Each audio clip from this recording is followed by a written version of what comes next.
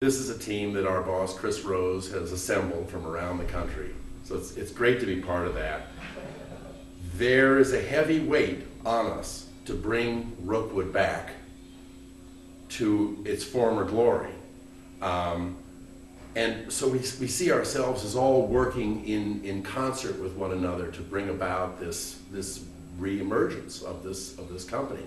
So we're matching, in some cases, tile floors for the Monroe building up in Chicago for existing product that was out there. I mean, these tiles were installed in 1911. We're also charged with going forward and developing a series of new glazes and new surfaces because we have materials available to us that the older potters didn't have. And I have an exact counterpart, for instance. I have the notes written in 1887 by W.S. Christopher, who was brought down to do exactly what I'm doing. So I have his notes to refer to. There are materials that he had available to him that we don't, and then we have materials that he didn't have on hand. But the basic science has remained the same, where you're taking materials from the earth, blending them, introducing them to one another, and subjecting them to heat, where they fuse and become metamorphosed and permanently tough. Taking 2 coverings this year, an entirely new line of glazes. I got here in early November of this last year, and so all of the glazes that we'll be taking are all ones that have emerged from our glaze lab since then.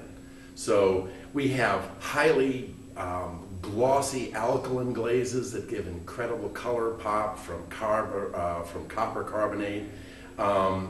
We have subtle mattes that crystallize on cooling, that give sort of very quiet, modulated surfaces.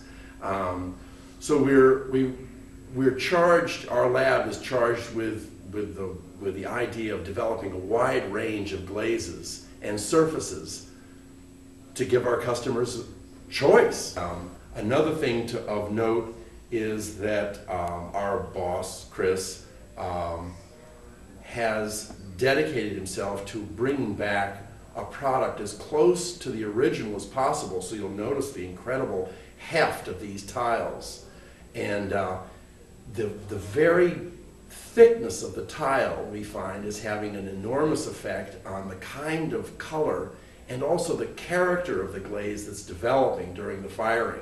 So they give these wonderful sort of full, rich colors and sort of a very completed texture. They're not pasty glazes at all. They're very active and beautiful glazes.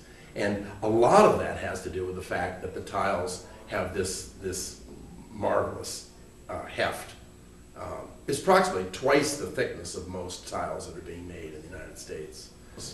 And even though our customers may not know the chemistry behind the glaze, their reaction to the materials and to the glazes that we presented to them is the great legitimate response. That's the thing to remember, is that we can explain a glaze by adding more zinc or titanium or something like that. That's information that in most cases should stay in the lab. And because most of our customers would doze off if we told them too much about what was going on in the glaze. But their response is the great legitimate response. Do I like it? Will it fit into my life? Is this something that I'll bring into the business or something into the home setting? That's the exciting part. There are some patterns of tiles that have been under Rookwood's control for a number of years, and a number of those tiles are being reintroduced, often glazed with the new Studio Glaze line, so they have an entirely new reading and twist to them.